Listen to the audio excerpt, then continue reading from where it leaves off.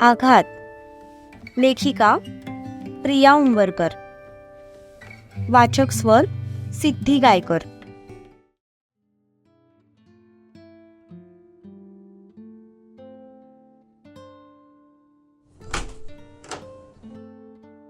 तारा room मध्ये आली,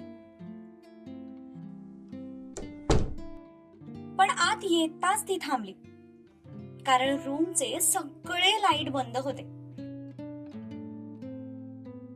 हे रूमचे लाईट्स का बंद आहेत?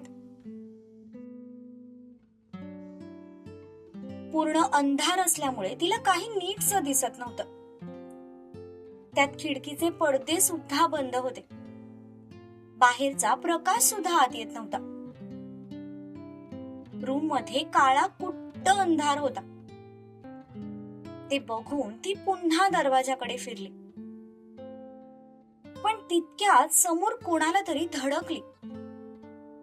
दरवाजा सुद्धा बंद झाला होता. आधी तर ती दचकली, पण नंतर तिच्या लक्षात आलं की तो तिचा शिव आहे. शिव, काय आहे हे सगळं? इतका अंधार का केला रूम मध्ये? ती हाताने चाच पडत होती, पण तितक्यात तिच्या लक्षात आलं की तो शर्टलेस आहे. आणि याची जाणीव होताच तिने लगेच हात मागे घेतला. तिचा घसा कोरडा पडला.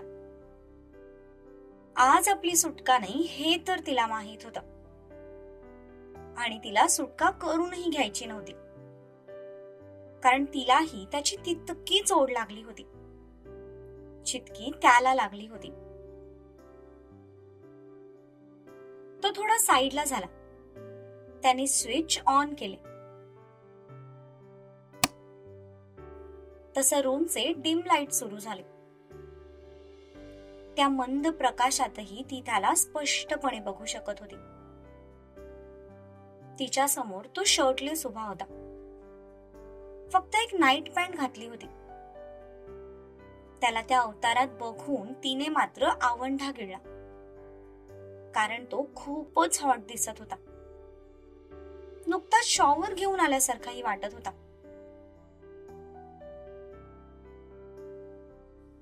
शिव, मी ना आधी चेंज करून येते हा.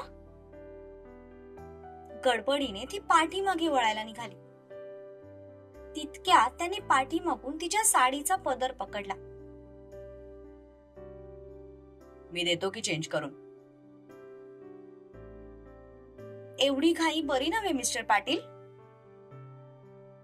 तिने त्याच्या हातून पदर सोडवण्याचा प्रयत्न केला, पण त्याच्या हाताची पकड मजबूत होती. ती पदर ओढत होती, पण त्याने एक हिसका दिला तशी ती डायरेक्ट त्याच्या अंगावर आली.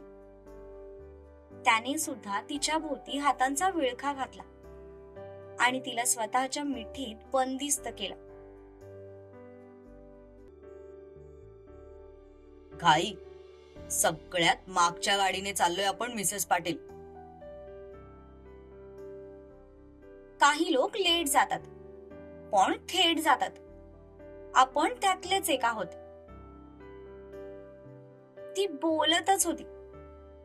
तितक्यात त्याने तिला वळवलं आणि मिठीत घेतलं. हे सगळं इतक्या चपळाईने झालं की तिला रिॲक्ट व्हायला सुद्धा वेळ मिळाला नाही. तिने पटकन मागे वळत त्याला मिठी मारली. अरे, मला तर वाटलं होतं की माझी बायको बोल्ड आहे, पण तू सुद्धा लाजरी बुजरी निघालीस की. तू सुद्धा म्हणजे? आय मीन, जशा बाकीच्या नव्या नवऱ्या लाजऱ्या बुजऱ्या असतात, ते मी तुझ्याकडून एक्सपेक्ट करत नव्हतो ना, म्हणून तसं म्हटलं. ही माझी फर्स्ट नाईट आहे.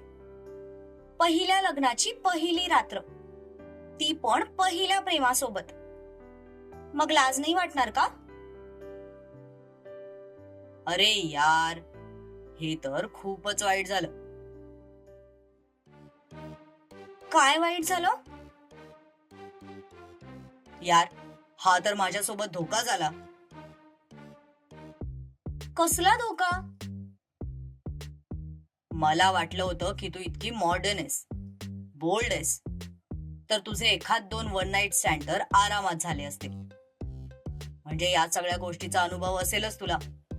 सो मला फार काही करायची गरज पडणार नाही. तुम्हाला मी काय अशी तशी मुलगी वाटले का? अरे, मी कुठे तसं म्हणालो. उलट तसं जरी असतं ना, तरी मला त्याचं काहीच वाईट वाटलं नसतं. कारण मी तरी कुठे धुतल्या तांदळाचा आहे. माझे तर असे कितीतरी वन नाईट स्टँड झालेत. काय? म्हणजे तुम्ही याआधी? हो, आय एम नॉट व्हर्जिन. पण तुम्ही तर म्हणाला होतात की तुम्ही फर्स्ट टाइम मला किस केलं होतं. हो, म्हणजे मी किस तुलाच फर्स्ट टाइम केला. कारण माझं आधीपासूनच ठरलेलं होतं. जिच्यावर खरं प्रेम असेल तिलाच फक्त किस करायचं. आणि तोपर्यंत सगळीकडे तोंड मारत फिरायचं का मग? तिने हाताची मूठ वळवत विचारलं. त्याला खरं तर खूप हसू येत होतं, पण तरीही त्याने चेहरा निर्विकार ठेवला. खूप मुश्किलने तो स्वतःचं हसू कंट्रोल करत होता. अरे, तुला इतकं चिडायला काय झालंय? तू तर मॉडर्न विचारायची आहेस ना. मग तुला तर माहीतच असेल की या सगळ्या गोष्टी नॉर्मल आहेत आजकाल. नॉर्मल? माय फूट! तुम्ही हे सगळं मला आधी का सांगितलं नाही? अगं, असं काय करतेस? आता सांगितलंय ना. आता आपलं लग्न झालंय. हा, मग मग काय? मला जर आधी माहित असतं ना तर मी तुमच्याशी लग्नच केलं नसतं. एक नंबरचे खोटारडे आहात तुम्ही. विश्वासघाती आहात. पण आता झालंय आपलं लग्न आणि आता तू काहीच करू शकत नाहीस. आणि it's just a one night stand, ज्यामध्ये मी कधीच सिरियस नव्हतो. ना माझं त्या मुलींवर प्रेम होतं. प्रेम तर माझं तुझ्यावर आहे ना, म्हणून तर मी केस फक्त तुलाच केलं. I just love your lips. You know what? मला ना तुमचा गळा दाबावासा वाटतोय. ती खरंच त्याच्या अंगावर धावून गेली. तसं त्याने तिचे हात हवेतच पकडले. तिला ओढून घेत जागीच फिरवलं. ती थोडी सुद्धा हालचाल करू शकत नव्हती. ती त्याला बाजूला करण्याचा प्रयत्न करत होती, पण त्याने तिला सगळीकडून जखडून ठेवलं होतं. त्यात साडीमुळे तर तिला हलताच येत नव्हतं. फक्त जिम मध्ये शायनिंग मारणारा बॉडी बिल्डर नाहीये मी. आखाड्याच्या मातीत लोळवणारा कुस्तीपटू पण आहे. हातपाय मारून थकून जाशील, पण तुला एका इंचाने सुद्धा हलू देणार नाही. बाजूला व्हा, खोटारडे कुठचे. ही अशीच बायको आवडते मला. एकदम झणझणीत, लवंगी मिरची. ते लाजणं वगैरे तुला शोभत नाही. आता कशी शोभतेस, या शिवाची बायको. आणि हे पसारा गंमत करत होतो मी. हा शिवा तुझा होता, तुझा आहे आणि फक्त तुझाच राहील. त्याने तिचा चेहरा स्वतःकडे वळवला, पण ती मात्र अजूनही निर्विकार चेहऱ्यानेच त्याच्याकडे बघत होती. अरे यार, खरंच तू जेव्हा चिडतेस ना तेव्हाच मला नॉर्मल वाटतं. ते गोड गोड मुळमुळीत वागणं तुला शोभत नाही, म्हणून मग थोडीशी मस्करी केली.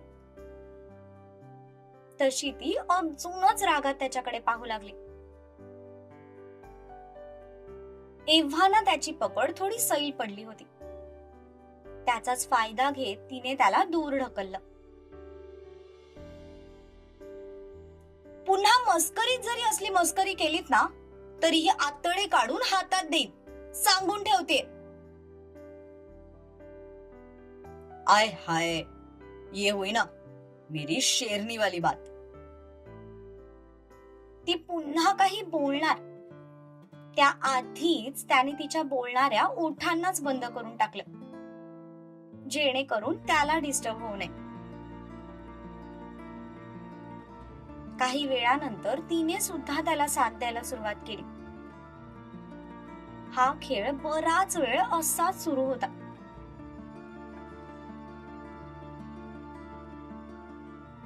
काही वेळानंतर मात्र त्याचा धीर संपला. नजरेला नजर भिडली होती. पायाखाली असलेलं ब्लँकेट अंगावर आलं होतं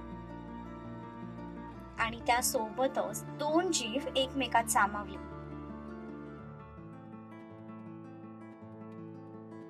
खर तर ती सुद्धा त्याच्या रंगात रंगून गेली होती.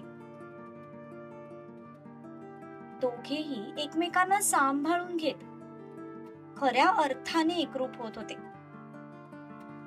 आज खऱ्या अर्थाने शिवा आणि तारा #शिरा झाले होते.